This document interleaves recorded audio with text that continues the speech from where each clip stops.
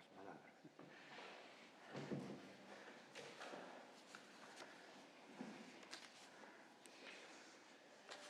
Bueno, empezamos con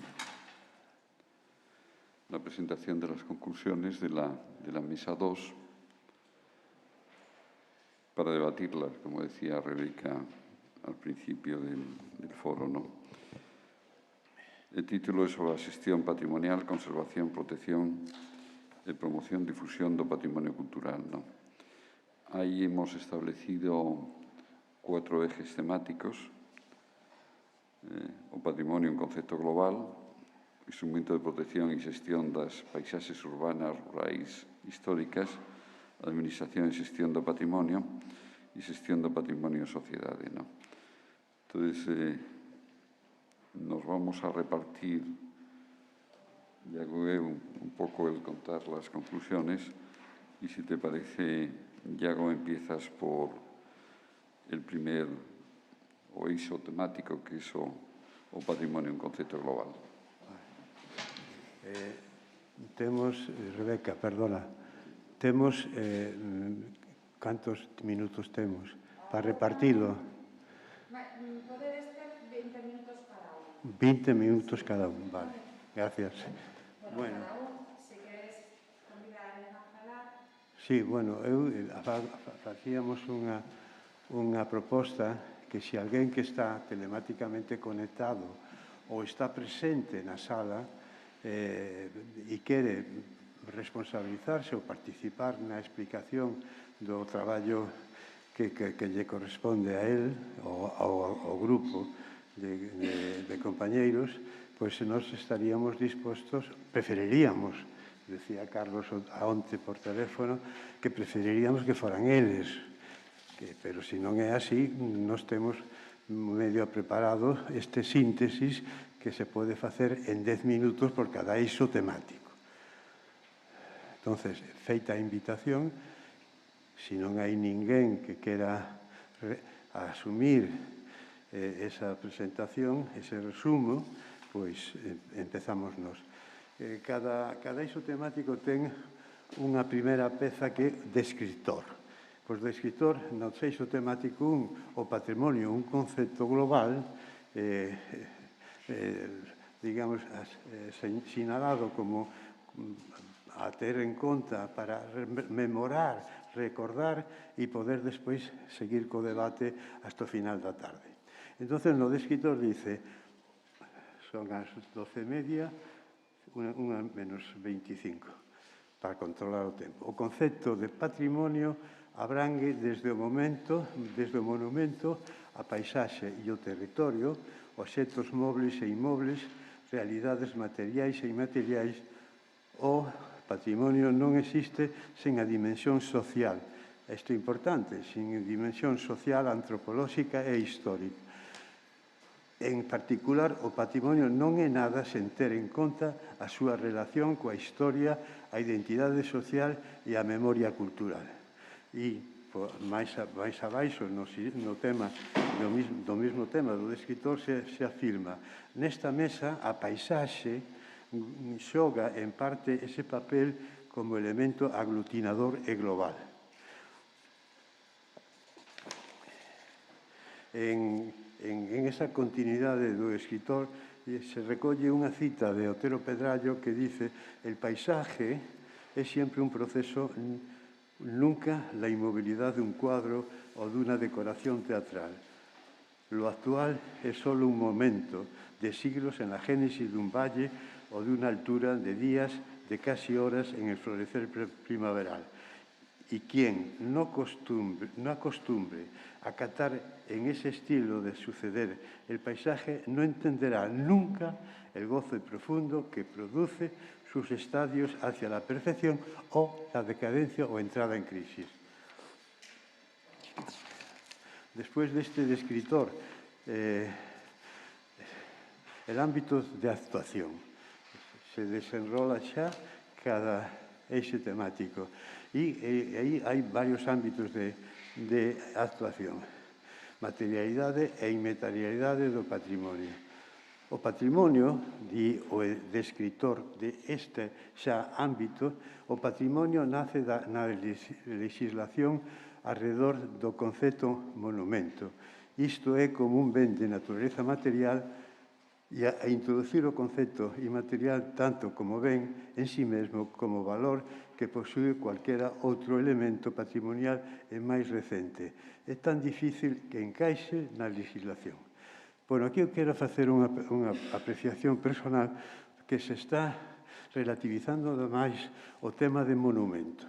O tema de monumento é unha cuestión que tiene a súa significación e moita tradición no patrimonio, na historia do patrimonio do século XIX.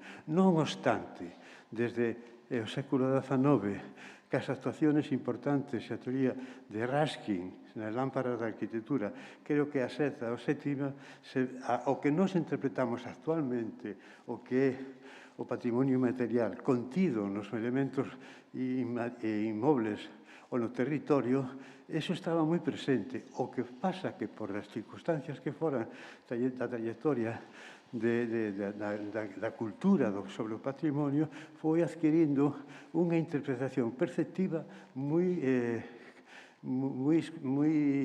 delimitada, perdéndose esa visión de Ruskin de que una parte de la memoria y de las distintas memorias se perde si se perde parte do monumento, parte do edificio, parte de... Eso estaba moi incluído en esa dinámica, en esos planteamientos de Ruskin. Por lo tanto, sí é certo que unha realidad, no obstante, está todavía inserta na esencia do monumento, comillas, que corresponde, coincidendo co actual. Cando consumimos turismo patrimonial, é outra idea que está aquí, normalmente só vemos unha parte do ben, a máis superficial, o valor artístico, a calidade estética, o carácter de peza única, desperdiciamos o máis profundo do patrimonio, o seu valor identitario como aporta a nosa cultura. Ben, unha vez que sacamos o tema do descritor, ese síntesis de todos os contidos deste apartado, hai unha aportación de diagnóstico, problemática e contexto, como ustedes aí no librillo que se entregou. E ben, desto de diagnóstico, dice, a inmaterialidade está presente en todo o patrimonio. E así o refliten as normativas actuais. Cousa distinta é a consideración que desta calidade se ten por parte de toda a sociedade, en caso de que se teña superado o binomio patrimonio-monumento. En realidad, tanto o patrimonio inmaterial como os valores inmateriais do resto do patrimonio aínda non teñen a visibilidade ou comprensión por parte de toda a ciudadanía. Isto é certo e debemos ter unha concreción moi determinada. Unha das principais eivas na conservación do patrimonio inmaterial ven dada pola súa propia naturaleza. Se ven todo o patrimonio é identitario no inmaterial, esta calidad é de vital importancia. Isto pode ser un inconveniente á hora de protexelo desde esta esfera política.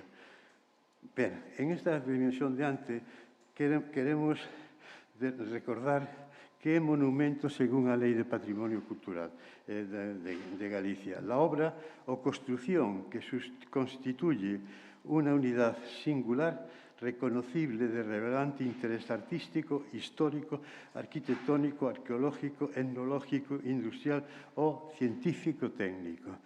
Y la Real Academia Española, en la tercera afección sobre monumento, dice lo siguiente: obxecto o documento de gran valor para a historia ou para a averiguación de calquer feito histórico. Deixamos, entonces, esa presencia en este debate. Entre os objetivos que define que se deben de procurar en este eixo temático, dice, primeiro objetivo debe ser que toda a ciudadanía teña coñecemento de que existe un patrimonio de naturaleza inmaterial. O sea, fincar e proyectar esta idea es un objetivo imprescindible para os colaboradores en este documento. E acadar un turismo que acerte ser transmisor do coñecemento que atesora todo o noso patrimonio. Eso sempre será difícil porque a pérdida do valor de uso polo valor de cambio e ese equilibrio fará difícil esta gestión. Se trataría, entón, de equilibrar a secuencia de valores entre el valor de uso e o valor de cambio. E necesidades. A principal necesidade, dice o documento, que existe é a de transmitir, facer consciente a sociedade da importancia do patrimonio inmaterial e o valor inmaterial que reside en todo o patrimonio. Esa cadea de valores conxuntados cos materiais inmobles ou mobles, etc., en contidos, o sea, explícitos, explicitados, ou per se, dos propios monumentos inmateriais. Recomendacións, directrices. No ámbito educativo, no nivel básico primaria, deberíase acadar un coñecemento de valores que otorgan o carácter patrimonial. No ámbito de actuación 2, entramos na segunda, dimensión social e antropolóxica da paisaxe agrarias en Galicia.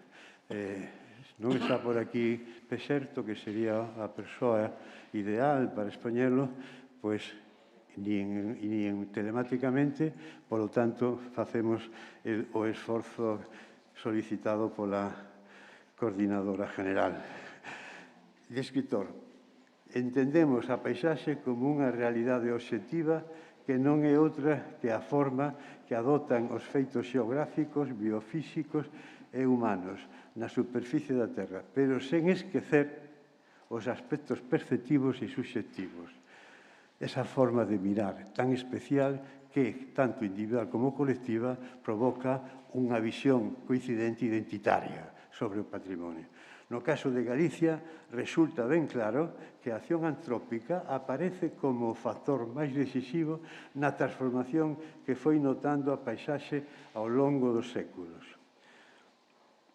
Por iso é un lugar común falar dunha paisaxe profundamente humanizada. Mais adiante, citando a Otero Pedrallo, de ningún xeito podemos teorizar arredor da paisaxe natural da nosa terra. Foi máis que domeado, humanizado o bosque, unhas transformacións que concretaba na verba devalar. Esos procesos que se van acougando e galgando hasta se desan tanto mental e espiritualmente sobre o territorio. Bueno, por lo tanto, entonces, a historia, un devalar por si mesma, e na paisaxe todo o devalar conxunto único, cheo de paixón, a que se ha acougado entre a intervención, digamos, natural, pero, sobre todo, a naturaleza antrópica, vai deixando aí un pouso, non? Donde se pon como un modelo exemplar desto o que é a Boca Ribeira, donde o encontro das terras chás e as terras de Ribeira se acomodan, se acougan e dando unha caracterización da paisaxe, como se fora unha mensaxe de toda a obra de Otero Pedrallo, de que esa idea de facer de catalogación do paisaxe cultural nos dá un modelo ou varios modelos en ese sentido. E diagnóstico e problema de contexto. Os cambios da paisaxe derivados da acción antrópica e ambiental son continuos, como quedou dito, pero os resultados varían e na actualidade a situación non permite ser moi optimista con respecto ao tema. Non obstante, os labregos, que de alguma forma eran ecoloxistas á forza, pola excelencia do seu traballo, transformaba en ética. E esa ética era a estética da paisaxe, sin procurala e sin concebilo como, a priori como patrimonio. Por lo tanto, é desaparecida, o importante é, desaparecida a agricultura orgánica desde a primeira metade do XX, os cambios fixéronos máis rápidos, derivados de formas distintas, e en particular nos sistemas fixeros, e puso en en desequilibrio ese acougo dos modelos paisajísticos culturais. Ben, obxectivos finais. Habería que tratar de evitar, diante de toda a desaparición masiva de paisaxes asociados a aldeas ou parroquias que teñen incorporados valores singulares. No relativo a unha complexa organización e xestión do territorio asociadas a saberes e prácticas comunitarias multiseculares, por lo tanto, non se pode deixar desaparecer por completo o patrimonio multisecular tan rico e variado, material e espiritual. Con carácter xeral, a Administración debería buscar, é un dos obxectivos, evidentemente, dialogados pertinentemente, etc., con carácter xeral da Administración debería buscar o necesario equilibrio entre a explotación económica dos recursos, política forestal, enerxética, mineral, o respecto aos diversos medios, o que non implica conservar unha paisaxe inmutable, como peza de museo, algo pouco realista e vai contra a evolución histórica e a propia natureza da paisaxe, que cambia por acción ou mesmo por omisión. Esa expoliación pasiva que pode xurdir no devalar deste planteamiento. Necesidades. Falta unha verdadeira política global de ordenación do territorio para Galicia donde se inclúa a idea de paisaxe cultural de forma transversal e permanente. Recomendaciones.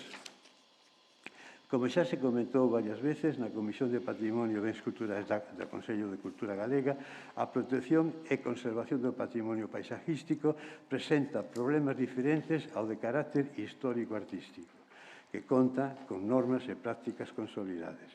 É particularmente grave o desleixo do moitos concellos á hora de evitar e actuaciones moi pouco afortunadas.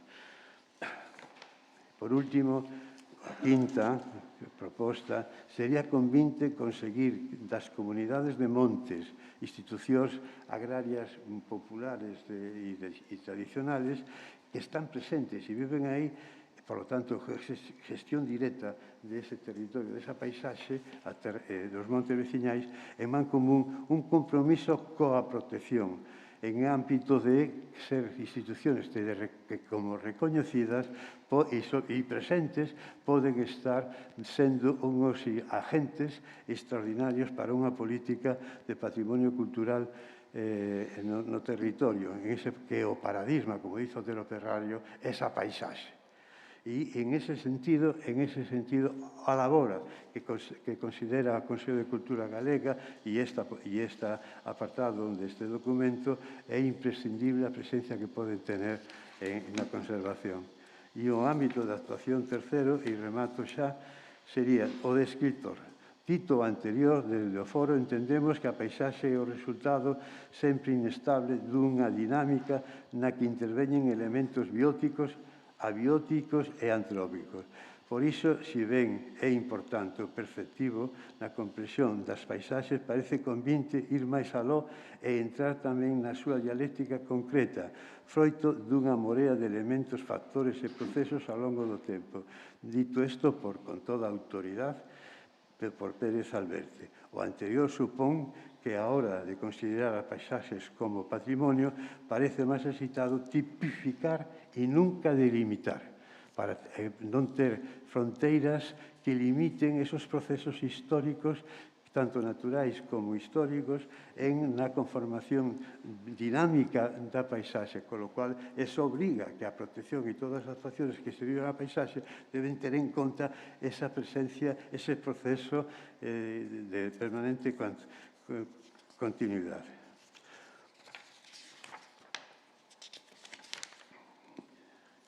Ben, obxectivos: difundir e achegar á sociedade galega o valor das paisaxes como parte do patrimonio cultural de Galicia. E recordamos, a Lei de Patrimonio Cultural Galego ten un apartado, unha categoría de interés cultural, de BIC, que son a paisaxe cultural, que que é diferente a de paisaxe que di a medio ambiente. Entón, o que se plantexa é que establecer a relación medioambiental en transferencia e en transferencia con a idea patrimonial de paisaxe cultural. Segundo obxectivo, favorecer e promover o compromiso transversal. É imprescindible entre as administracións, en esas administracións inteligentes e de excelencia, chegar a elas para que os distintos ordenación del territorio, medioambiental, paisaxe, industria, etcétera, etcétera, etcétera. Crear novos modelos de avaliación, caracterización e protección das paisajes máis reais e menos teóricos. Necesidades. Con isto rematamos. A protección da paisaxe require da súa análisis previa a partir do dito levar a cabo os plans de coñecemento dos elementos estruturais e texturais que construen as paisaxes. Segundo a Lei da Paisaxe, a súa protección supón por en marcha accións que teñan con fin a preservación e conservación dos elementos máis significativos e característicos da paisaxe justificados por seu valor patrimonial como resultado da súa configuración natural ou da intervención humana sobre o medio. Isto supón, tal como se refire na lei, unha diagnose de todo o estado actual da paisaxe, é dicir, dos principais componentes, valores paisajísticos ou visibilidade e fragilidade da paisaxe. Faise necesario, por outra banda, non só coñecer os elementos presentes en cada tipo de paisaxe, senón definir con claridade como se artellan no territorio e como, a súa vez, se soportan en estruturas como camiños, arquitectura popular, etcétera, etcétera. Por último, é necesario desair a beiradas as visións simplistas, descriptivas e tópicas da paisaxe e pasar aos estudos profundos de cada unha delas. Hai que partir da premisa que para protexer as paisaxes, primeiro, hai que coñecelas a fondo, non como algo abstracto, senón concreto para saber que elementos están presentes e como funcionan. A historia da paisaxe cultural, o lugar identificable por un conjunto de cualidades culturales, materiales e inmateriales, singulares obras combinadas de la naturaleza y el ser humano, que es el resultado del proceso de la intervención e interpretación que una comunidad hace del medio natural, que lo sustenta, constituye el soporte material de su identidad. Este es el articulado de la Ley de Patrimonio Cultural gallega en la figura, la categoría de paisaxe cultural. Con esto, el eixo temático número 1, así, atrapalladamente, está resumido. Carlos, te toca a ti. Sí, el segundo eixo temático lo destinamos a los instrumentos de protección y gestión das paisaxes urbanas e rurais históricas. ¿No? De ahí hemos colgado dos ámbitos, uno relacionado con a protección no centro das paisaxes urbanas históricas, relacionado fundamentalmente con os centros históricos, y el otro relacionado con los instrumentos fundamentales, con instrumentos territoriais da protección e gestión do patrimonio cultural. ¿No? Desde la intervención de Román, en esa referencia que ha hecho respecto a la transformación del concepto de patrimonio, desde el monumento al lugar, con esa convención de 1972, como obras de la naturaleza del hombre y el territorio, aquí estamos siendo recurrentes en un último escalón, que es el escalón del paisaje, ¿no? Yo siempre he intentado diferenciar lo que es el territorio del paisaje. El territorio, digamos que es una mirada más neutra, más de construcción, más articuladora de los distintos elementos, mientras que el paisaje supone una mirada interpretativa, de alguna manera. También el territorio con conocimiento, pero esa mirada interpretativa tiene que ver también con la mirada que hacen las propias personas, digamos, que viven esos territorios, ¿no? Y esto en Galicia, que es un territorio tremendamente humanizado, ¿no? En esta reivindicación de la memoria, ya desde el primer eje que trasladaba ahora Iago, pues la palabra paisaje nos parece más interesante y más interpretativa que la palabra territorio. De hecho, en el primer ISO temático, que es en relación a los instrumentos de protección, de gestión de los paisajes urbanos y rurales históricos, ya ahí nos relacionamos con unas recomendaciones de la UNESCO del 2011 respecto a los paisajes urbanos históricos, ¿no? En donde hay como una reflexión crítica respecto a cómo hemos ido aproximándonos a los centros históricos, ¿no? Hemos protegido los centros históricos intramuros y no extramuros, y hemos cometido grandes errores respecto a la protección de los centros históricos exclusivamente intramuros, ¿no? Y en estas recomendaciones aparece la necesidad de esa mirada al conjunto urbano y al contorno geográfico, ¿no? Y este es un tema totalmente actual en este momento para aproximarnos a los centros históricos, ¿no? En donde de alguna manera ampliamos la mirada y la mirada paisajística, en donde los problemas no solamente son de rehabilitación física, importantísimos, y de rehabilitación económica de los centros históricos, sino es la mirada también del propio conjunto urbano, de cómo quedan embebidos esos centros históricos dentro de unos contornos urbanos y geográficos. Y aquí podríamos poner muchos ejemplos en Galicia, de cómo hemos destrozado centros históricos de esta mirada solamente intramuros, interna, relacionada exclusivamente con la rehabilitación, ¿no? Por tanto, esta es una primera aproximación de este eje temático, ¿no? La segunda tiene que ver con una aproximación que hemos hecho en Galicia ya desde el año 96 respecto a la Ley de Protección de los Caminos de Santiago.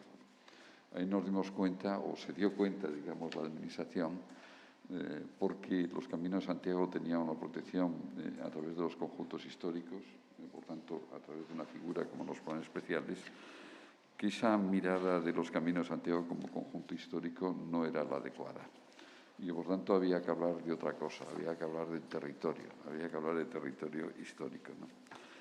Y desde este primer avance de la Ley de Protección de los Caminos de Santiago de 1900, bueno, ya recogía la categoría de territorio histórico la Ley de Patrimonio Cultural de Galicia del año 95, pero la pregunta es si hemos explorado suficientemente esa categoría de territorio histórico. Porque los instrumentos de protección que tienen que ver con los conjuntos históricos, que durante mucho tiempo han pivotado también la propia protección del Camino de Santiago a través de los planes especiales, fracasaron porque no ha habido una protección del Camino de Santiago, excepto en el contorno de Santiago, digamos, a través del Camino de Santiago, y hemos visto cómo de forma acertada ya la propia legislación actual ya se refiere a legislaciones de reordenación de territorio. La Ley de Ordenación del Territorio de Galicia de 1995, perdón, que recogía los planes territoriales. Y ya la propia legislación actual del 2016 ya recoge claramente que la figura adecuada para proteger el territorio histórico ya no son los planes especiales, sino que son los planes territoriales, ¿no? Pero es que además, puesto que estamos en Galicia y nos estamos centrando en Galicia, en este momento tenemos unas directrices de paisaje de reciente aprobación, pero que prácticamente no hacen referencia a los temas del patrimonio más allá de los Caminos de Santiago. Aquí estamos obsesionados con los Caminos de Santiago, pero sí en esta defensa que hemos hecho de los caminos históricos, que van más allá de los Caminos de Santiago, pues habla de vías históricas, incluso de sendas, ¿no? La idea es que hay un campo amplio de recorrido dentro de estas categorías que tienen que ver con el territorio histórico y con el paisaje cultural, que nos hemos introducido en la ley reciente, en donde nos parece que en Galicia tenemos que seguir profundizando. Bueno, el primer ámbito que tiene que ver con la protección de, voy a leer el mismo texto que aparece, con a protección do patrimonio no centro das paisaxes urbanas históricas, tiene que ver con esa reflexión a la que antes me refería, de esa ampliación de la mirada intramuros a lo que es el conjunto urbano, si queremos realmente proteger y gestionar los centros históricos, ¿no? Y ahí se habla de puntos débiles, de cómo hemos ido protegiendo los centros históricos, ¿no? Y entre esos puntos débiles aparece el turismo, es decir, cómo hemos especializado los centros históricos desde el punto de vista turístico, no solamente en Galicia, es un proceso totalmente generalizado. Aquí tuvimos un debate en este sentido en el Consejo de Cultura Galega, porque tiene sus consecuencias la propia mirada exclusivamente a través del turismo, no solamente de los centros históricos, sino de otro tipo de patrimonio. Luego haré una referencia a los Caminos de Santiago, ¿no? Es evidente la pérdida de población, es un proceso ya bastante estudiado en el caso de los centros históricos. Es evidente los cambios y las expectativas respecto a los usos del suelo y respecto a la edificación, ¿no? Y eso está alterando totalmente los centros históricos, ¿no? Antes Román hacía referencia a la situación actual. La situación actual de la pandemia, incluso en estos momentos en donde están cerradas perimetralmente las comunidades autónomas, la situación de muchos centros históricos es de una enorme soledad. Es una enorme soledad, no solamente en Santiago, sino basta ver cualquier centro histórico. El turismo a veces lo hemos demonizado, pero el turismo tiene sus elementos tremendamente positivos. Pero si no lo redirigimos de alguna manera a través de la planificación, pues tiene estas consecuencias desde el punto de vista social, desde el punto de vista de población y desde el punto de vista económico, ¿no? Por tanto, aquí tenemos un problema que va más allá del ámbito correspondiente de la protección de los centros históricos y tiene que ver con el mantenimiento de la población, de alguna manera como un elemento fundamental que da vitalidad y que mantiene de alguna manera la memoria de lo que son los centros de las ciudades. Por eso, entre los objetivos de este primer ámbito, hablamos, en primer lugar, de una articulación de un proyecto de centro histórico que tenga que ver con el conjunto de la ciudad y, por otra parte, el acercamiento de la población a los centros históricos, ¿no? A través de todo tipo de políticas que ya están, de alguna manera, bastante investigadas, pero la realidad es que en la práctica, derivada de la tradición desde los años 80, de cómo hemos ido interviniendo en los centros históricos, pues no sabemos en este momento cómo darle la vuelta. Digamos, es un debate importante. El ámbito 2 tiene que ver con los instrumentos territoriales de protección y gestión do patrimonio cultural, ¿no? En esa ampliación de la mirada de las categorías de patrimonio, desde monumento, lugar, voy a repetir, a conjunto, ya desde citabas a Giovannoni, me parece, desde el principio del siglo XX, a estas nuevas categorías de territorio y de paisaje cultural, parece que los instrumentos que tendríamos de protección, de planificación respecto a estos territorios históricos y estos paisajes culturales, pues no deberían ser los anteriores. Antes hacía referencia de cómo hemos ido avanzando en este sentido en Galicia, ¿no? Incluso la propia legislación actual del 2016 se llena en la introducción de argumentos en el sentido de que no podemos proteger el patrimonio cultural de forma aislada. Pero luego, cuando vamos en el articulado correspondiente, nos damos cuenta que sigue pensando en la protección de forma aislada. Sigue pensando en los contornos correspondientes, en las áreas de amortiguamiento. No tiene una visión articuladora amplia de lo que supone el patrimonio. Da lo mismo el patrimonio megalítico que el castreño, que el de la vía romana. No tiene esa visión territorial. Es decir, seguimos, aunque desde el punto de vista conceptual seguimos amparándonos en esa... bueno, hemos aumentado, digamos, las categorías de forma más amplia, esos territorios, paisajes culturales. Sin embargo, desde el punto de vista legislativo seguimos pensando, quizá porque es la práctica más fácil en este sentido, desde el punto de vista de la protección de cada elemento aislado, ¿no? Bueno, aquí en Galicia estamos en un proceso ya de hace años, lo conoce Manuel Chaín, lo conoce Beatriz, sobre el proceso de convertir la Ribeira Sacra en Patrimonio de la Humanidad. Anteriormente no sabíamos qué categoría podía servir de apoyo a esto, pero evidentemente cómo gestionamos todos los territorios desde la práctica del planeamiento territorial, pues no lo tenemos claro. El único plan territorial que hemos redactado en Galicia es el POL, el Plan de Ordenación del Litoral.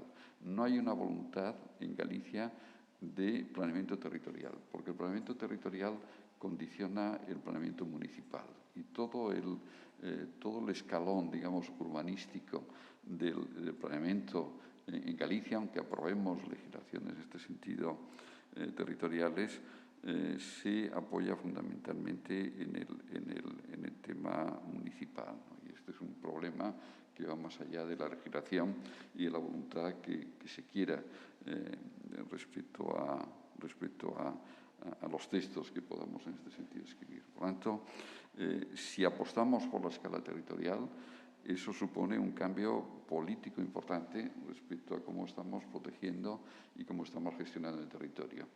Desde el punto de vista también integrador, antes hablaba en este sentido Román, de las distintas legislaciones sectoriales. Es tremendo como en Galicia, cuando tratamos las directrices de paisaje, excepto esos temas que he hecho referencia antes, no hablamos del patrimonio como un elemento integrador. Cuando hablamos de la Ley de Ordenación del Territorio, tampoco hablamos del patrimonio cultural. Otra cosa son los instrumentos y el contenido de los instrumentos que sí podemos hablar, pero seguimos pensando de forma sectorial en cuanto a la protección y la gestión del patrimonio. Es interesante también los instrumentos técnicos, ¿no? Las técnicas cartográficas que llevamos utilizando ya por lo menos desde el principio de este siglo para analizar el territorio hoy son un instrumento muy importante en este sentido para aproximarnos a esas relaciones que existen de alguna manera entre el patrimonio. Por lo tanto, aunque sea desde el punto de vista de la propia visualización, a través de los sistemas de información geográfica, si vemos ese patrimonio no de forma aislada, sino relacionada a través de las técnicas cartográficas, nos parece, en este sentido, que puede ser un instrumento importante para avanzar en esa escala, aunque no hagamos planificación territorial, pero sí desde el punto de vista de una visión que vaya más allá de esa visión del patrimonio de forma aislada. No podemos proteger ni un monumento megalítico, ni un castro, sin ver las relaciones que existen. Felipe podría hablar muchas de estas cosas mejor que yo, si esas relaciones que existen entre los asentamientos, porque todos se relacionan con un determinado emplazamiento y con esa escala geográfica que es a través de la cual tenemos que entender lo que es el propio patrimonio cultural, ¿no? Bueno, Iago, sigues tú entonces con... Sí. Venga. Bien. Estamos no eixo temático 3, co obxectivo de falar administración e sección do patrimonio. O descritor principal, porque ten varios, cando entra en concreto hai un descritor tamén. Aquí, en este descritor inicial, a tutela di que a tutela non é só xestión. Eu penso que realmente é un punto de mergullado que debemos de ter en conta. A tutela precisa unha mellor administración, isto xa falou con insistencia, a excelencia do funcionamento da administración con solvencia Román. Por lo tanto, non vamos a recordar isto. No ámbito da actuación, evolución dos criterios e posibilidades de adopción na xestión patrimonial. O descritor nos centraliza moi ben a cuestión. O respeto polas manifestacións do pasado non é exclusivo de xeracións actuais. De ser así, non chegaría ata nós o que hoxe chamamos monumentos ou o legado inmaterial transmitido de xeración en xeración que conforma as nosas tradicións. En 1931, e eu quero aquí facer unha parada, non? É unha extracción do patrimonio de unha forma máis sistematizada, máis sistemática e máis institucional desde o punto de vista normativo, empeza no século XIX. É unha cuestión que é onde aí se formaliza e se sintetiza xa esa sistematización da preocupación pola conservación da memoria a través do patrimonio moble e inmoble, pois se genera e se traslada. Pero, volvo a repetir, en ese debate estaba Ruskin recordándonos anticipadamente esos valores inmateriales que soportan e transmiten, a súa vez, os monumentos chamados, por lo tanto, monumentos nesa afección terceira da Real Academia Española está como moi ben marcado.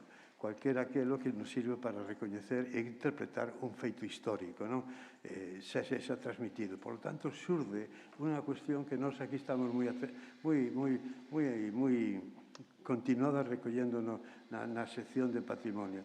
Considerar todo o patrimonio moble, inmoble e inmaterial son documentos construídos ou espirituais e materiais que sirven para interpretar a nosa historia e conformar e configurar a identidade que pode levar a ter as comunidades e as sociedades. Por eso, en ese sentido, esta aposta en común de criterios e valores o que fai destes documentos construídos, traballados, escenificados temporalmente en un tempo e un espacio concreto, que sería todo o patrimonio material, se recoñecendo do valor documental.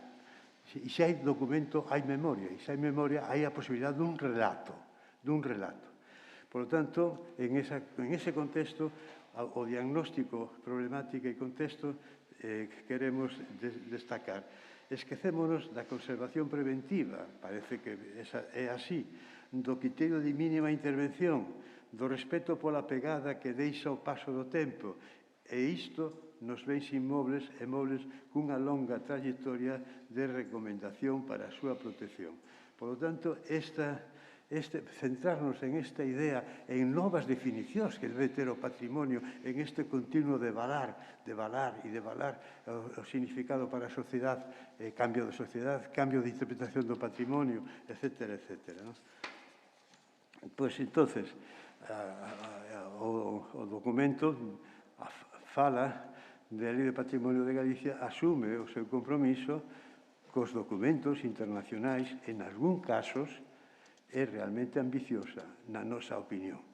Esquecéronse de algúns aspectos relevantes como poden ser, pero o devalar o exercicio desa propia lei e de seu traballo pode reincorporarlos ou interpretar esa implicitación que están, que son a conservación preventiva, o cambio ambiental que genera unha serie de cuestiones importantes, a descontextualización, debe ser procurar esa procura, e o patrimonio tradicional, etc. Obxectivos. Como transmisores e non donos do patrimonio, temos o deber de valorar e conservar o seu significado e transmitilo ás xeracións futuras. As cartas sinalábamos os obxectivos teóricos para unha boa praxe. E, por outro lado, quizá o reto máis interesante, aparte de desenvolver as medidas correctoras que se consideren necesarias, é involucrar e estimular as xeracións actuais de todos os ámbitos sociais para que sexan os conservadores e transmisores imprescindibles deste significado e desta súa materia. Esas eran as grandes consignas no século XIX e principios do XX con respecto ao que significamos socialmente e a implicación da sociedade desos dereitos e deberes que se corresponden e se distribuyen. Necesidades. Primar a conservación preventiva. Xa o dicía tamén Román dunha forma casi directa. E aplicar os criterios de mínima intervención non só nos bens artísticos, como fai agora a lei, o criterio de mínima intervención implica a conservación do ben cultural sen que se produzca un cambio sustancial nele. Realmente, estas cuestiones, de alguna maneira, os que temos contactos e con traballo con a Administración Autonómica, pois realmente está no eixo sempre da súa comprensión e diagnosis previa intervención e durante a intervención. Recomendaciones, directrices e elementos para leválas a cabo. Menos protegido está o patrimonio vernáculo. É un recoñecemento e unha consideración. Ben por abandono, ben por alteración dos hábitats e das súas contornas. E cando se trata de patrimonio material, a situación é aínda máis complexa e, en parte, está relacionada coa anterior. A transformación dos modos de vida e o abandono das aldeas e os oficios. Esa Galicia cero. Con respecto ao ámbito de actuación 2, os descritos destacamos que o censo do patrimonio cultural recolle os bens culturais que non merece seren declarados de interés cultural ou catalogados para os efectos da documentación, estudo, investigación e difusión. A Lei de Patrimonio Cultural Galego do 2016 divide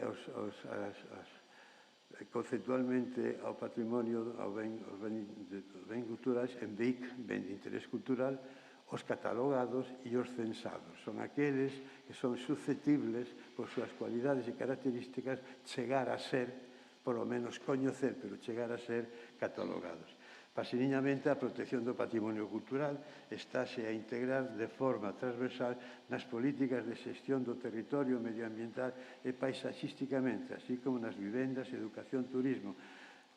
Non coa intensidade e ca solvencia desta converxencia, pero sí empezas a detallarse. Non obstante, nas grandes intervenciones estruturales no territorio, desde o punto de vista da industria, desde o punto de vista etcétera, non é fácil e, polo tanto, ten algunhas carencias esa converxencia e ese traballo en conjunto.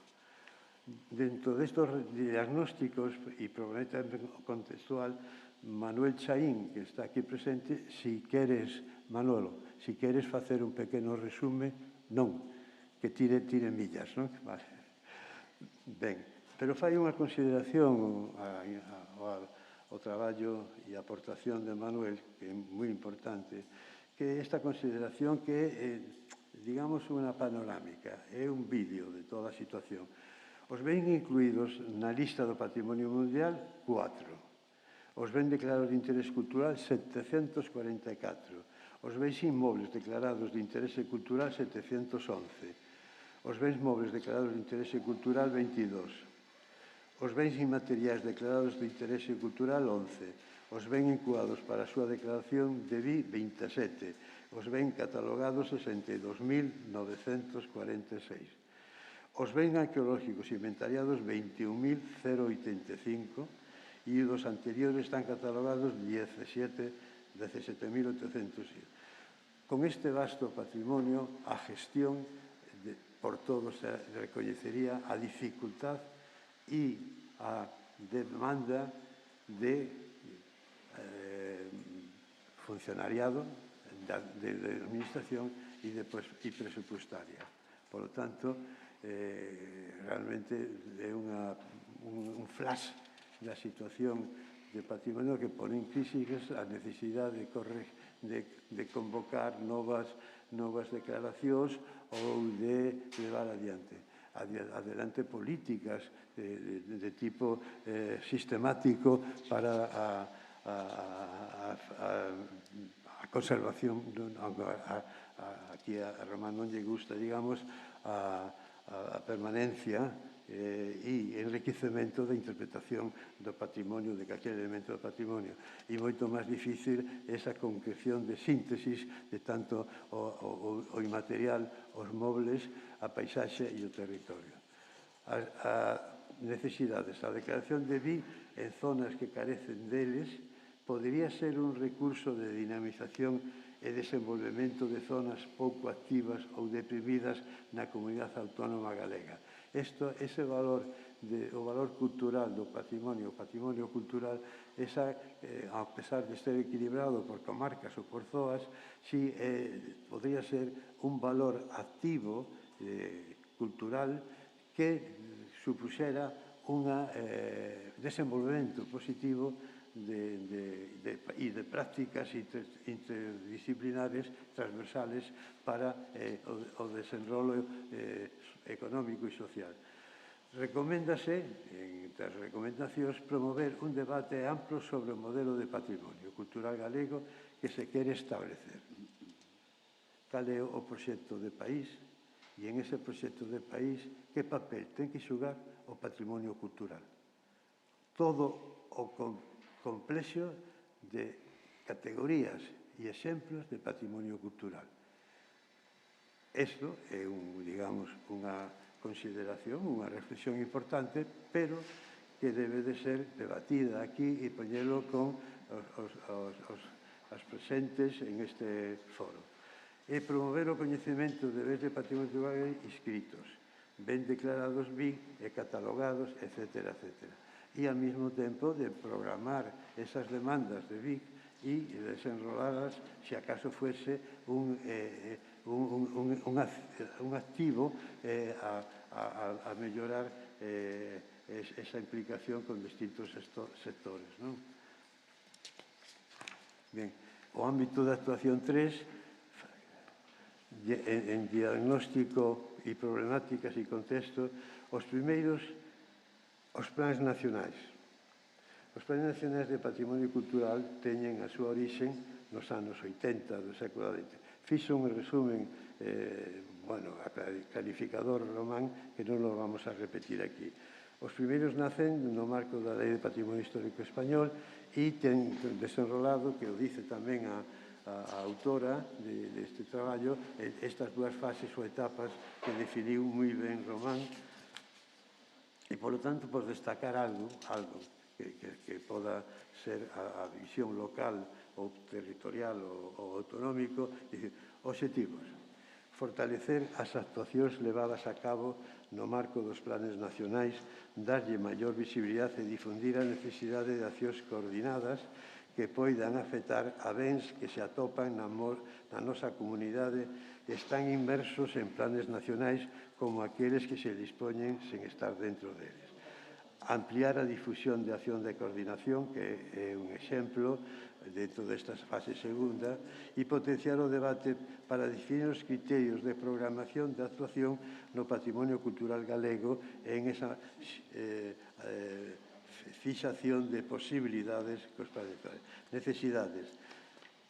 A importancia de planes nacionais como documento de xestión integral está totalmente consolidada e o seu valor é incuestionable. Con todo, faise necesario incrementar a difusión dos criterios seguidos para que esta metodoloxía poida extrapolarse a outros tipos de actuación na nosa comunidade, a outros tipos de planes que acollan outros tipos de patrimonio, etc. Implementar na medida das posibilidades un incremento no número de recursos ao modelo de plan de xestión integral para as actuaciones do patrimonio. E, por último, xerar foros de debate na nosa comunidade para que o desenvolvemento teórico e metodolóxico que avalia os planes nacionais sexa coñecido e asumido como un instrumento transferible primeiro, a Administración Autonómica e, por que non, ás Diputacións provinciais e, por que non, aos concellos no seu ámbito territorial do plan general.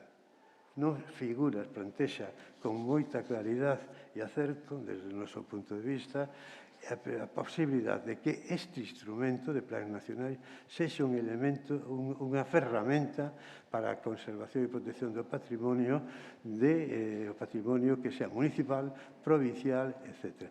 E aquí facemos un fincapé, como farán outras mesas, de que a Diputación, na Lei de Réxime Local, determina para as diputacións, a administración das diputacións, a administración política das diputacións, allí donde non chega aos propios concellos, que a súa precuria, que a súa problemática pode ter que chegar á Diputación. Para iso son as diputacións. E por que non tener un plan provincial de patrimonio?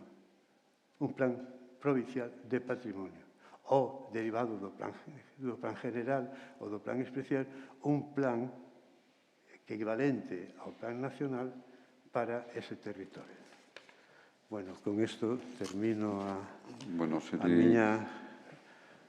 Seré breve en eixo temático 4 sobre a xestión do patrimonio e sociedade, puesto que todos van a tener el texto. Como sempre, hai un descritor e dos ámbitos. En este caso, el descritor Felipe Criado, que se ha ocupado de él, nos aporta una definición de patrimonio que me parece magnífica, o patrimonio producto sociocultural que resume o tránsito dos humanos por la historia. ¿no? Me parece magnífica. ¿no? O patrimonio como pegada da memoria e o esquecimento. ¿no? Me parece magnífica esta definición. ¿no? Y la implicación creciente de la sociedad en la participación, digamos, de todo lo que es la protección y la gestión del patrimonio. ¿no? El primer ámbito tiene que ver con las demandas do público sobre o patrimonio, unha visión desde o Valedor do Pobo. O Valedor do Pobo está Beatriz González Moreno. Ella me regaló hace poco un libro sobre los derechos culturales y remite que la noción de patrimonio cultural es muy reciente en el ámbito jurídico. Y es así, independientemente de la aproximación histórica que podamos hacer. ¿no? Y luego ella hace referencia a las quejas que de alguna manera le llegan a través del Valedor del Pobo, ¿no? que tienen que ver con conflictos que se han producido siempre en Galicia, que se siguen produciendo en todas las comunidades autónomas, entre lo económico y lo patrimonial. Y dentro de lo económico hay tres industrias fundamentales, que son la forestal, la minera y la energética, ¿no? Que tienen conflictos importantes en este momento. Yo diría las obras públicas también. Pues en las obras públicas tuvimos aquí también unas jornadas de patrimonio y invitando a la administración y fuimos capaces de aclarar un poco las reflexiones que están detrás de los conflictos que se producen entre las obras públicas y el patrimonio. ¿no? Pero en lo forestal, en lo minero y especialmente en lo energético, el otro día tuvimos la mesa política y salió el tema energético como un problema futuro importante, por la gran escala que en este momento van a tener los parques eólicos. No es un problema solamente de Galicia, la relación respecto a los parques eólicos se está produciendo en este momento a nivel de toda España, respecto a una proliferación de concesiones en este sentido, respecto a los parques eólicos, en donde lo patrimonial y paisajístico parece que está supeditado a los temas económicos. ¿no? En la intervención que tuviste, Mercedes, aparecía que lo eólico y lo forestal están pasando por encima del patrimonio. Esta es un poco la visión que tenemos en este sentido. Por tanto, al Valedor del Pobo le llegan estas quejas, le llegan también quejas sobre las tardanzas, de alguna manera, en la tramitación de los recursos que hacen las propias personas respecto a temas patrimoniales. Bueno, Beatriz nos lo podría contar mejor y por la tarde tenemos una reunión específica sobre esto. ¿no? En el segundo ámbito tiene que ver con los nuevos pasos digamos, los nuevos escenarios sobre los temas que tienen que ver con la protección y la gestión del patrimonio, ¿no? Con esa reivindicación de esa gestión pública integrada del patrimonio. Y ahí aparecen los nuevos escenarios del desarrollo sostenible, de la Agenda 2030, ¿no? Que tenemos que tener en cuenta. Me parece que la Agenda 2030 ya se ha quedado antigua, porque los escenarios en este momento, desde el punto de vista energético y climático, son claramente el 2050. Todas las políticas de descarbonización afectan a todas las políticas sectoriales.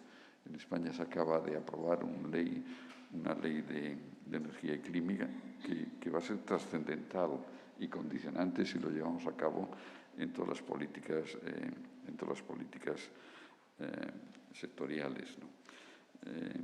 Y luego hay esta reivindicación que es fundamental, sobre todo en Galicia, del patrimonio inmaterial. Es decir, no podemos hablar del patrimonio material si no hablamos al mismo tiempo del patrimonio inmaterial, ¿no? Como elementos identitarios y vertebradores, de alguna manera, de esta aproximación que hagamos al patrimonio. Y con nuevos aspectos que tienen que ver también con la nueva sociedad, la sociedad digitalizada en la que estamos, ¿no? Ahí es donde está el escenario de cómo los ciudadanos pueden participar en ese tipo de cosas. Bueno, el documento lo tienen los que nos están siguiendo presencialmente, lo van a tener los que nos están siguiendo no presencialmente. No sé si se va a colgar del Consejo de Cultura Galega o lo remitimos, pero sería interesante que este documento inicial pudiese también tener participaciones. Y me gustaría citar a los que han participado en el eje primero, que es sobre el patrimonio en concepto cultural, José Ceferino, Pergeto Saavedra y Augusto Pérez Alberti. En la parte de instrumentos de protección y gestión de paisajes urbanos, rurales históricos, por Luisa Serrano, que estás ahí, yo he participado también algo. En la Administración y Gestión de Patrimonio, Rosa Benavides, Manuel Chaín, Begoña Fernández, que también hemos citado. Y en la Gestión de Patrimonio y Sociedad, Beatriz González Moreno y Julio Gómez, ¿no? Bueno, nos hemos retrasado en esto. Rebeca me pasa una nota que tenemos que empezar inmediatamente el debate. A las 2 tenemos que haber terminado, igual terminamos antes. Y si Román te puedes incorporar a la mesa, fenomenal, ¿no? Vamos a corrernos un poco. Yago, vente por aquí para que Román se incorpore al debate.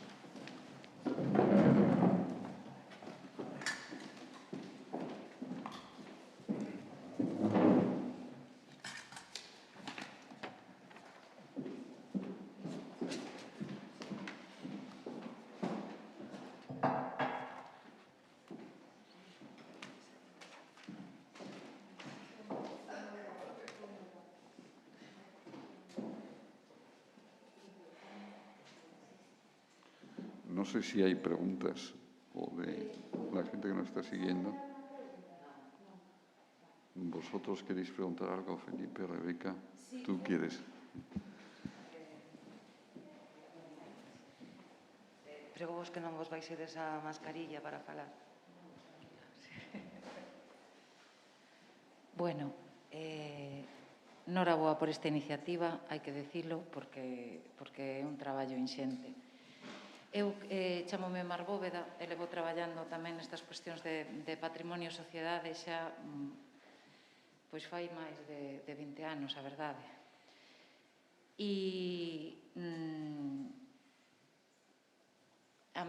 o meu interese nas cuestións patrimoniais e a súa investigación e coñecemento un pouco a fondo ven dado tamén precisamente por esa necesaria participación da sociedade na súa xestión, non?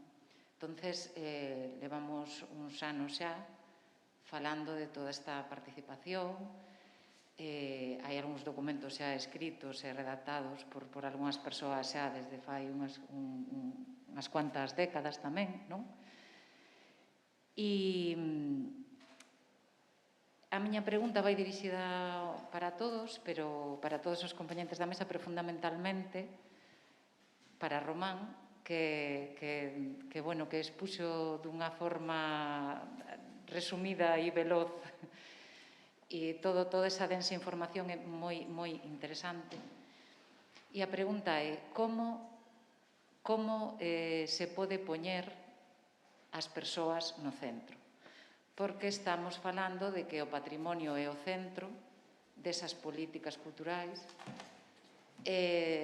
na xestión do patrimonio, pero tamén se falaba, e adiantaba Felipe na súa cuestión complicada da mañá, é como esa evolución desa mirada, desde concepto de patrimonio, esa mirada de cara a él, pois como pasa agora por ese cuidado, si é que é o cuidado, non? Pero como eso estamos xusto neste momento, como en medio de todo ese debate, como se aborda ou como se pode abordar esa visión e esa xestión de ter o patrimonio no centro, que do que estamos debatindo agora mesmo, pero sobre todo as persoas no centro, porque hai moitísimos intereses e é unha cuestión tamén conflictiva, en fin. Gracias. Bueno, voy yo, ¿no?, a comentar. Yo recomendaría alguna de las experiencias hechas por el Instituto Andaluz de Patrimonio, porque la visión efectivamente antropológica, la visión que yo he aludido, tiene correspondencia con determinados trabajos de campo muy desarrollados en proyectos muy especiales, donde esa participación ha sido una participación muy, te diría, muy cualificada, en el sentido de que viene perfilada por los antropólogos, las antropólogas, en este caso pues son mujeres, o sea que han sido mujeres las que han llevado a cabo. Y yo recomendaría, bueno, Cristina aquí está, yo recomendaría los trabajos de Isabel Durán, en materia de participación, ¿no?, de una participación muy elaborada, ¿no?, en determinados tipos de proyectos, y que tiene resultados, y que, bueno, que desde el Instituto se ha usado también a la hora del propio plan estratégico del Instituto, de perfilar muy bien cómo tienen que ser esas nuevas, esas consultas, ¿no?, esas cómo se han perfilado. O sea, que nosotros hemos, allí, es mi experiencia allí, en el Ministerio, a mí me pasaba una cosa que es lo contrario, ¿no? En el Ministerio yo pensaba, digo, bueno, ¿y dónde está la gente, no? Está uno metido en un ministerio en el centro de Madrid, y digo, bueno, ¿y la gente dónde está, no? Yo decía al ministro, digo, oye, no he tenido nunca un sitio tan lejano a la gente del patrimonio, ¿no? Porque realmente es que hay una distancia a través de los museos, a través de los archivos, a través de las comunidades, pues la verdad es que los procesos eran más difíciles, ¿no? Otra cosa es que instrumentaras vías de participación, ¿no? Pero esa vía más amplia, ¿no?, de que se entiende. Por eso yo te recomendaría, incluso recomendaría a los trabajos de Isabel como... Yo ahora, oyendo a Carlos también, había un par de recomendaciones que me parecían muy importantes, no en relación a esto, sino en relación a un par de cuestiones de muchísimo interés. Entonces, esta me parece es una muy buena pregunta, porque ahí está engrasado ya un sistema muy elaborado de participación efectiva, con antropólogos sobre patrimonio. No es una cosa, es una cosa muy con pinzas, ¿no? Está perfilada y muy estudiada, Es decir, hay metodología elaborada en relación a ello, En determinados proyectos, no en todos, pero en determinados proyectos se ha hecho. Bueno, yo ahí pondría ese... Y yo sí le diría, yo escuchando ahí una cosa que abordó Carlos interesantísima, ¿no? Estaba ahí en lo que yo he planteado, pero él lo ha escogido bien, ¿no? Que es la escala de la protección, la escala de la protección. Y la escala de la protección. Yo comprendo que es que estamos aquí, que tenemos como un eco, nos hablamos como para nosotros mismos, ¿no? Porque la cosa se está No están cerrando la boca con las mascarillas estas.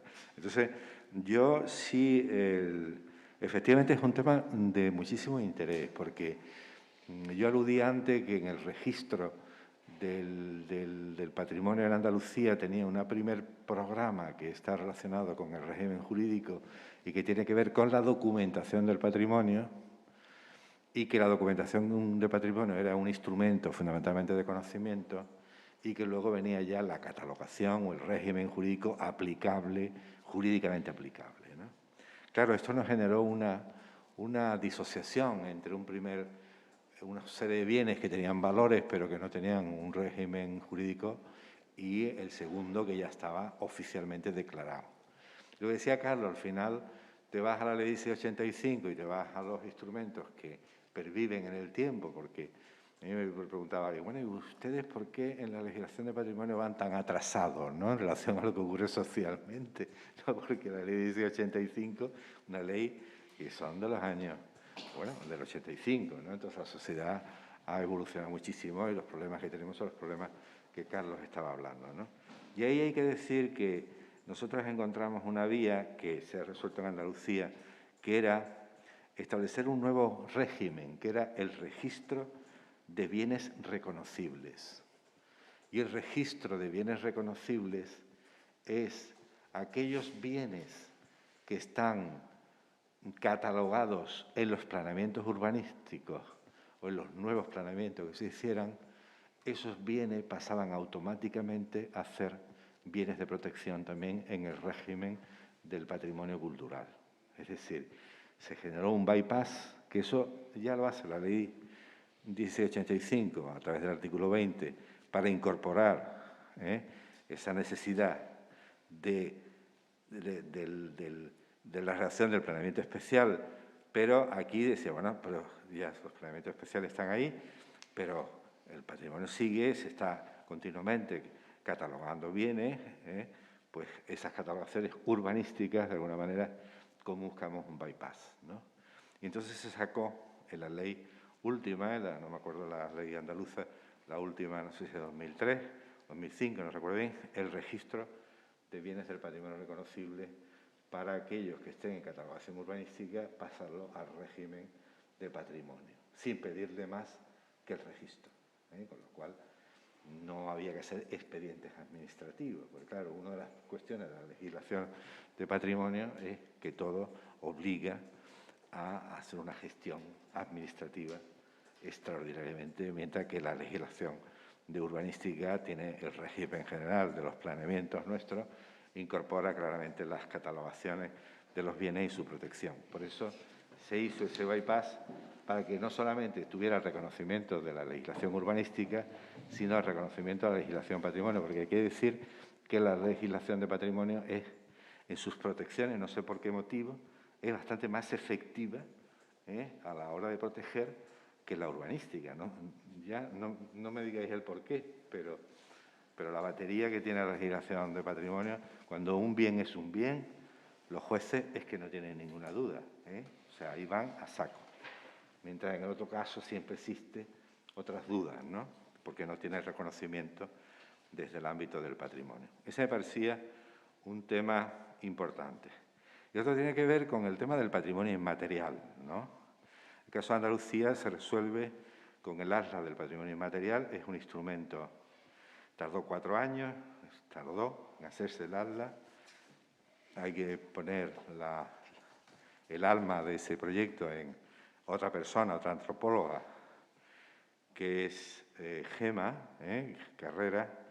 Hay que decir que primero fueron los arquitectos, los historiadores fueron los arquitectos, luego fueron los arqueólogos, y estamos en el tiempo como de los antropólogos, ¿no? Es decir, esta antropóloga, que es de raza, pues metió un documento extraordinario, que es el Atlas del Patrimonio Inmaterial, que yo tengo que decir que es extraordinario. Pero voy a decir algo más, y es un patrimonio tractor. Yo le llamo patrimonio tractor, porque ese lo entiende la gente muy bien. La gente no entiende a lo mejor una arquitectura contemporánea, un bien que declaremos de patrimonio. Mire, yo soy arquitecto y lo puedo decir, por eso no soy sospechoso, pero un patrimonio inmaterial lo que es una fiesta o una expresión cultural, eso la gente lo entiende de maravilla.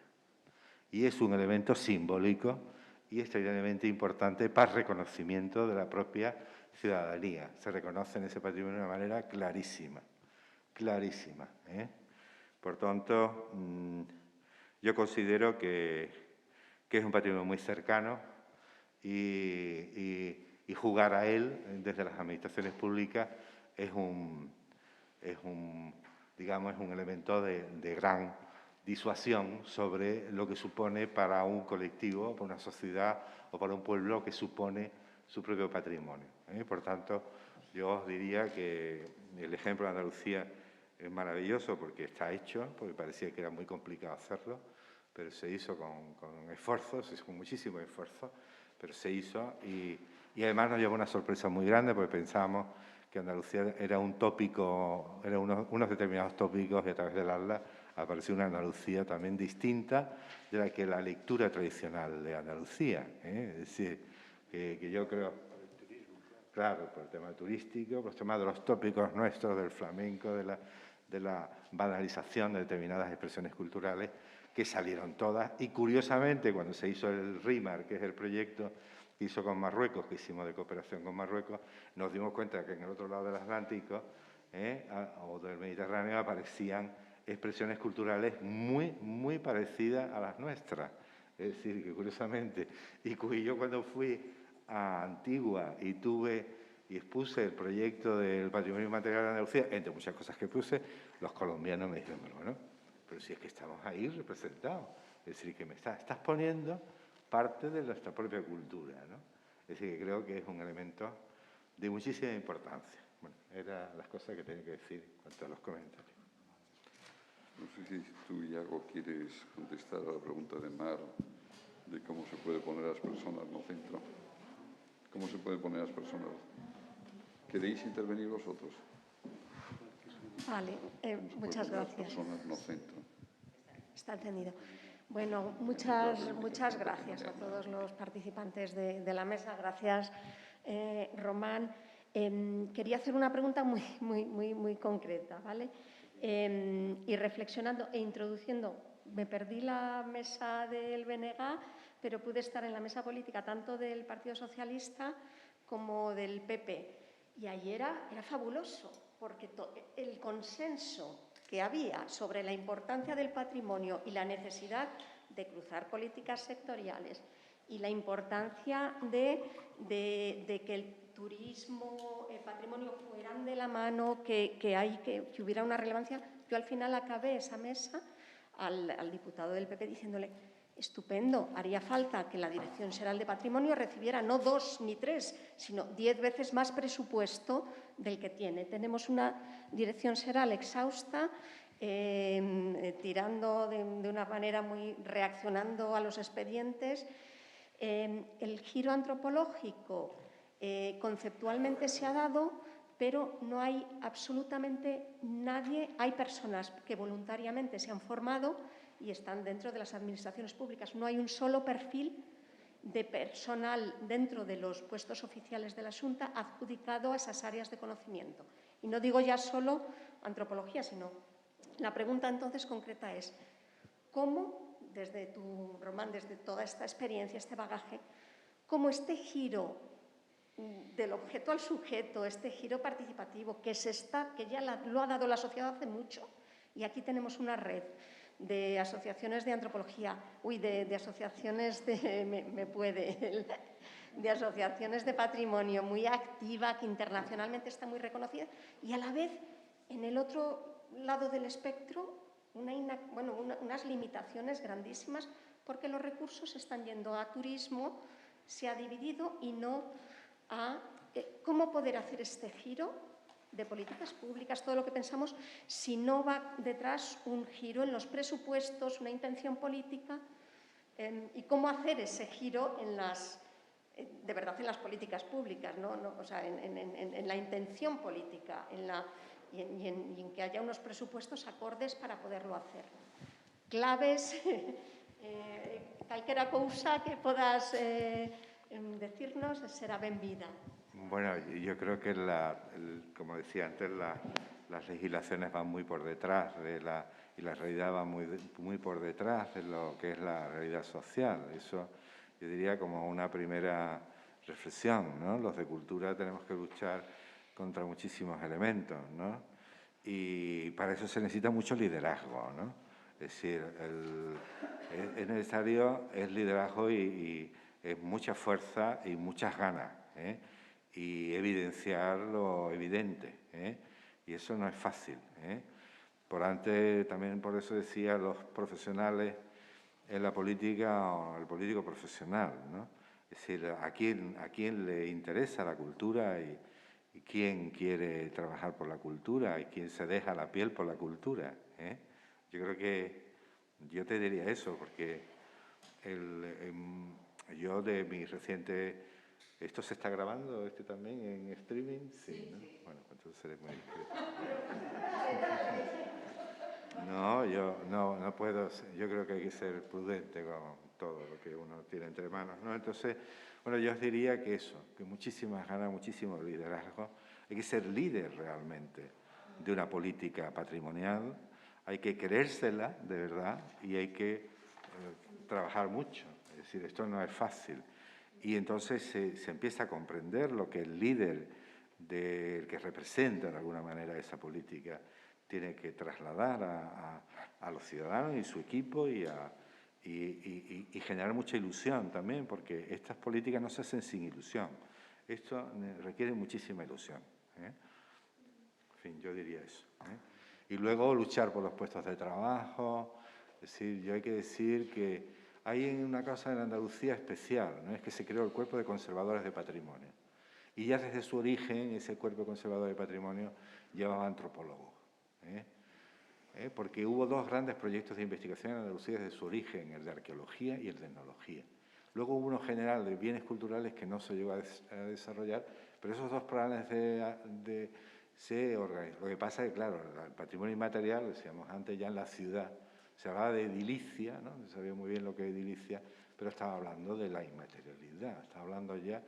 Y en la ciudad empieza, como decíamos antes, es cuando llega ya la Convención de la Salvaguarda del Patrimonio Inmaterial, que es una consecuencia inevitable, y de ahí ha venido todo lo demás. Pero ya se estaba en distintas administraciones trabajando desde esa orientación inevitable que es el patrimonio inmaterial y que, insisto, es una política facilísima de hacer llegar y muy buena para los ciudadanos y para las administraciones públicas, porque es un patrimonio tractor. A través de ello, la gente entiende lo que es el patrimonio. Yo le enseño a un señor un edificio de los años 60, muy importante y tal, y lo mira y dice, bueno, y este señor me está diciendo que esto es patrimonio. Yo no le veo muy bien dónde es patrimonio, digo porque yo soy arquitecto y lo puedo decir. Lo puedo decir con otras disciplinas, pero voy a emplear la de la arquitectura. En el caso de la antropología, eso se entiende perfectamente. Y en el pueblo todo el mundo sabe quién es fulano, qué hace fulano el día de la Virgen, qué hace no sé quién, en la romería, dónde va la romería, esto no sé qué, eso lo sabe todo el mundo. Y lo comprende todo el mundo. Y sabe el papel que tiene cada uno. Y hay que saber el valor que eso tiene para una cultura.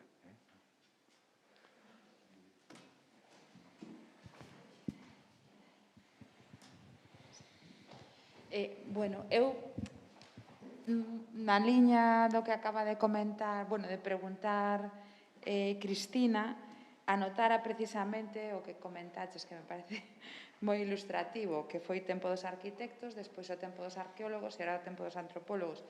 En Galicia, polo menos nunha parte na que afecta a xestión, como ben comentou Cristina, aínda non chegou o tempo dos antropólogos. Si no tecido social, si no tecido asociativo, pero aínda falta que se incorporen, por exemplo, a xestión patrimonial.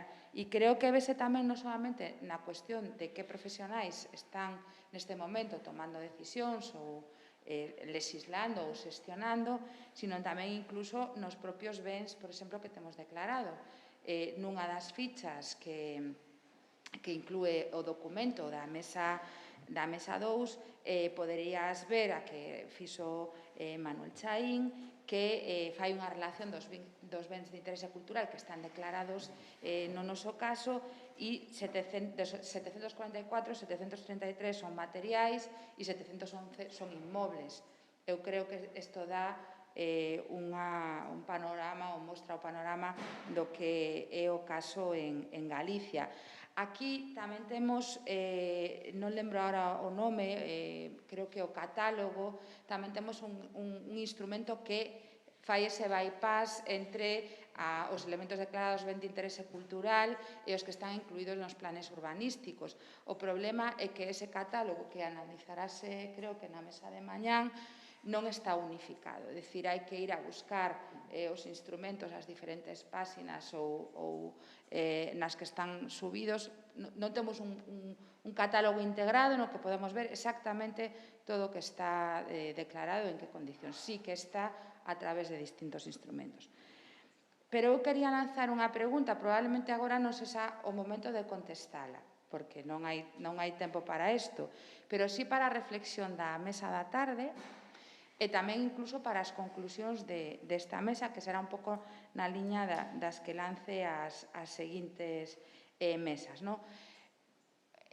Tendo en conta, sí que me gustaría decir, en 3 minutos, a dinámica desta mesa, porque creo que tamén é importante, como comentei ao principio, entender como foi traballando cada unha delas.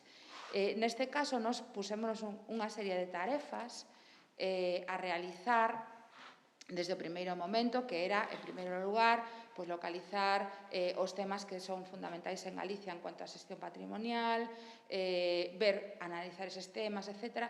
Pero, finalmente, a mesa evolucionou cara a outro modelo de traballo, que a min pareceme interesante que analicemos tamén, de cara ao documento final, precisamente para, a min interesame moito as metodoloxías, interesame moito os procesos, como chegamos a facer o que facemos. Neste caso, ao final, decidiuse que as persoas designadas foran elas as que seleccionaran a temática sobre a que ian traballar e, unha vez feito eso, que tiñamos os documentos, etc., foi cando se analizou eses textos e se aglutinaron en descriptores, en eixos temáticos.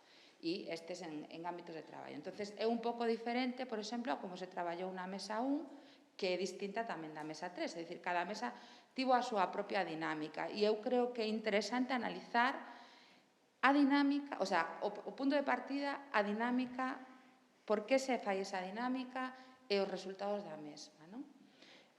Como digo, para min é importante. Entón, en relación con eso, a pregunta que vos lanzaba é, pensando na tarde e pensando nas propias conclusións.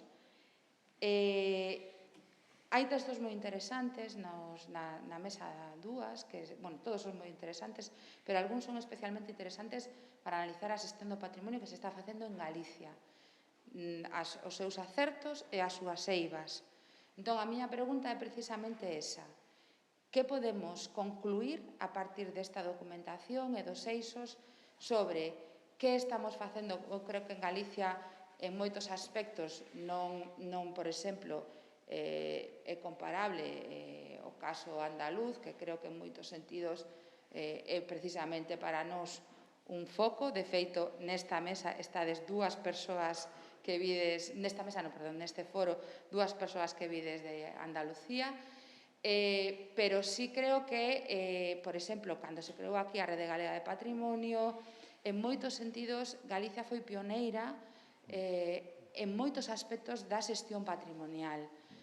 Todo o que ten que ver co plan eólico, que hoxe en día está totalmente caído ou cambiado ou non se fai da mesma maneira, toda a xestión que se fixo da análise do impacto arqueolóxico, das infraestructuras de obras públicas, etc., pero tamén esta propia Rede Galega de Patrimonio. Entón, creo que ten acertos, pero tamén ten eivas e, dende o meu punto de vista, non se soubo adaptar a este cambio, a esta mudanza de paradigma a nivel do que é o patrimonio, pero tamén da xestión patrimonial.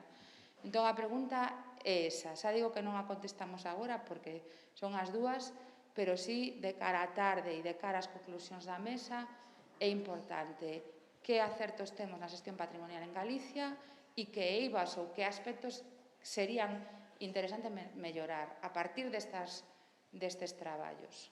Bueno, vos estou poñendo tarefas que o que vou facer habitualmente. Sí, temos que rematar porque non hai unha pregunta fora, non? Vale. Temos que rematar porque xa estamos fora de tempo e senón, como menos a tarde, e o problema